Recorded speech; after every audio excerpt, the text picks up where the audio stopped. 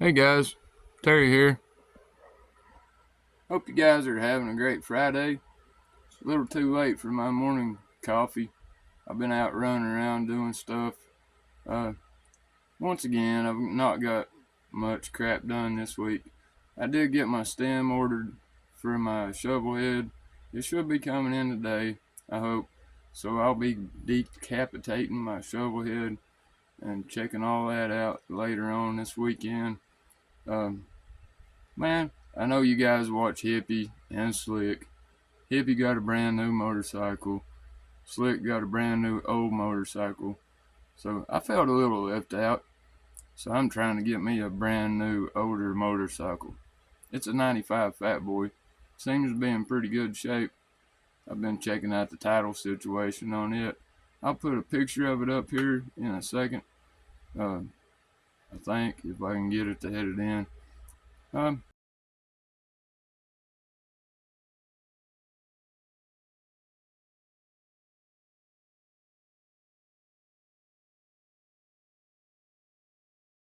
let's walk and talk. Do, do, do, do, do, do, do.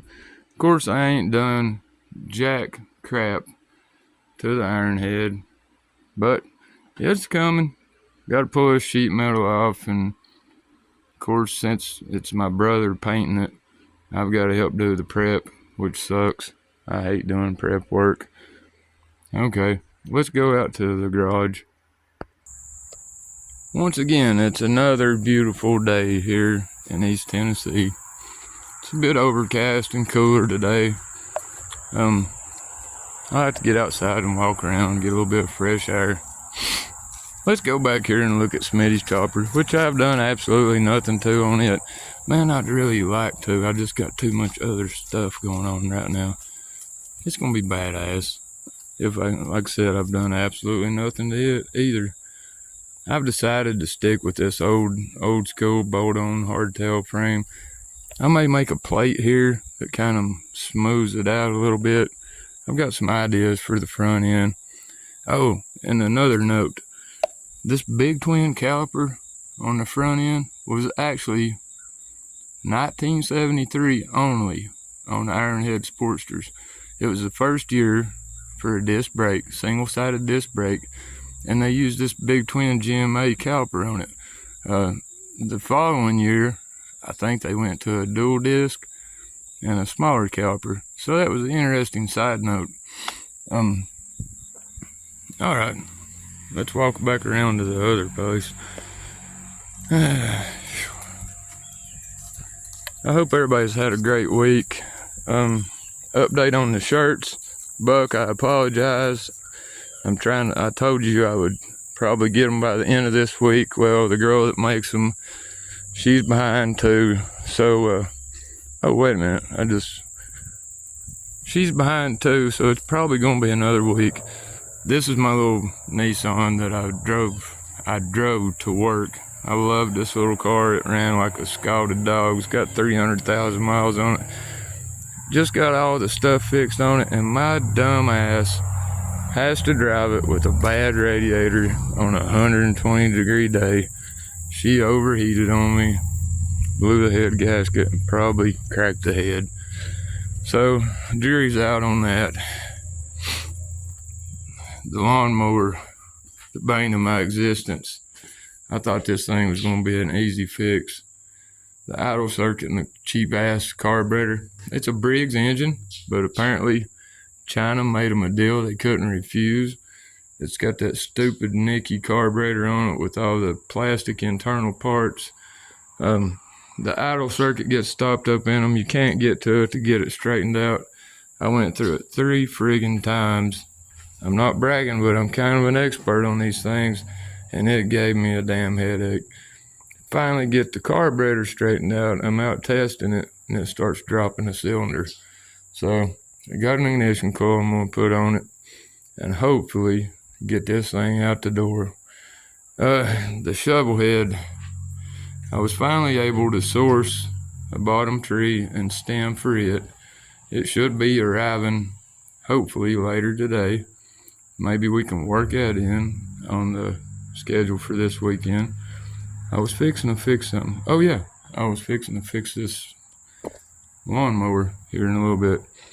In the meantime, I run into a couple guys with chainsaws. They're supposed to be bringing them over. Like I said, can't get away from the small engine stuff, but that's okay too. Let me see if there's anything else I can think of. I need to update you guys on. Let's see, the Shovelhead, got the parts coming for it. Fix the lawnmower, got a couple chainsaws coming. The poor little Nissan is going to have a lot of work if I'm even going to try to fix it. I don't know if it's worth it or not.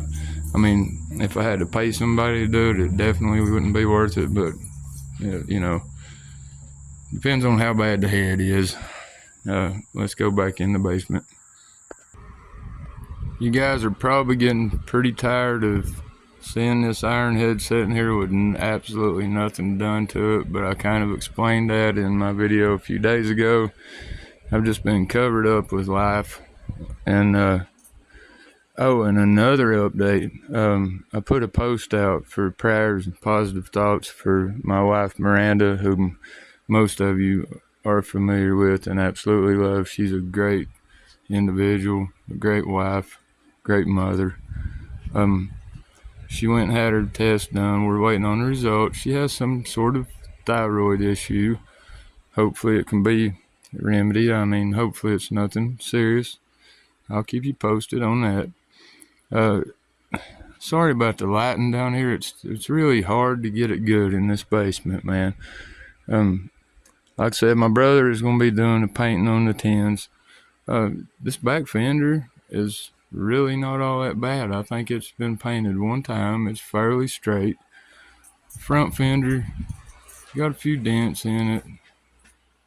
Like I said, once again, shitty lighting. I'm sorry. The tank, I believe, is going to have to be. The tank, I believe, is going to have to be totally stripped down because it's been painted 5,000 times. But I got it cleaned out pretty good inside. Got a new petcock for it. Got a new gas cap for it. Got the tabs welded on, so it's solid. I already mentioned it. Got this cool ass seat that Mags and Tillotson, he recommended it. I've partially got it mounted. Got another mount to make here, and an attachment to the fender in the rear. But yeah, as I was saying, since it's my brother painting the stupid thing at a discount price, he's going to make me do a lot of the stripping and stuff. So I may make a video on that. I don't know if you guys want to watch paint stripper work or not. We'll see. I'm trying to think if there's anything else I need to update. I already mentioned the t-shirts. I'll have a few extra larges if you want one. Just let me know. Get in touch in my comments or my email, which is in the description. And I'm going to close it down right there. I'm sorry didn't have more for you. Just wanted to let you know what's up. I tried to drop in a picture of the Fat Boy. I'm kind of excited about that. It's an evolution, so I can still work on it. I mean, it's a little newer bike than what I normally mess with. But I'm pretty excited about it. It's original paint. It's got about 36,000 miles on it. So I'll be checking out the tensioner and the breather gear and all that stuff in it. It may or may not already been addressed. If you guys know anything about the Evos that I need to be clued in on, I'd appreciate it if you leave it in the comments. I feel personally like that's probably one of the best engines that Harley ever made. I remember back in the day when the old guys they hated the Evos, they hated them, but time has told the tale they're a great engine. And actually, they're probably the last really old school type Harley engine. Having said all that and all that rambling on, guys, I love yous. And just until next time, you all take her easy. Thanks.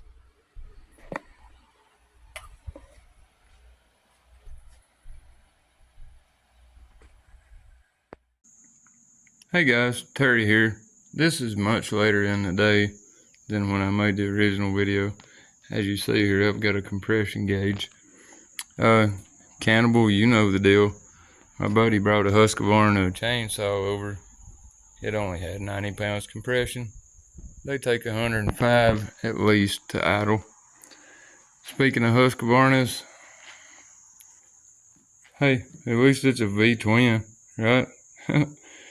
Here's the offending member though. Looks like an American-made Walbro carburetor until you look underneath and then you realize it's a Chinese-made Nikkei carburetor made by Satan somewhere in China.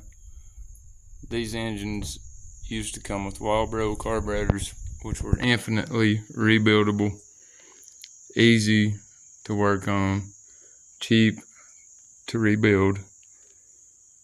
But all that's over with. Now you got these cheap junk carburetors that took me 3 times to go through this damn thing to get the idle jet straightened out. I'm still not certain it's completely 100%. It was getting hot, losing the cylinder, so I'm currently putting a new coil on it. I know this is not motorcycle related, but this is just part of my day. See you guys later. Oh, and by the way, as I was fooling around with this crap, my part for my shovel came in. So woohoo! Talk to you guys later.